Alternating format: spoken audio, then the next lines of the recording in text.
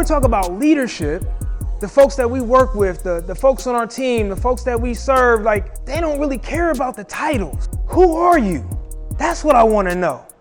Think about your personal and professional lives. Like, what are your diamonds? Right? Most important things in our life. Now, how does our calendar reflect those things? Like, if those are the most, religion, spirituality, my health, right? Like, how are our calendars reflective of those? When we talk about goal setting, is how intentional can we be, and how are we modeling this for the people that are under us? Leadership, from my perspective, from somebody who's been on the other side of the spectrum, is knowing your personnel. That's first and foremost.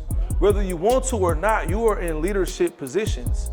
Whether you still have that fire or that passion, that is your obligation to the people that you serve, is doing your job to train staff or directly deal with inmates to make sure they have as much rehabilitation as possible, so when they come home, they're better than where they was when they came in your presence.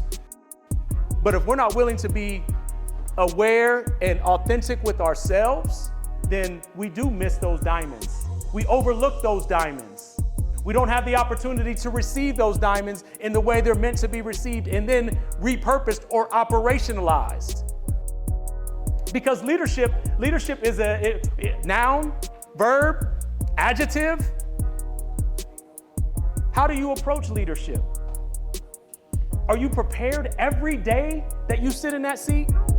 Or are you on autopilot?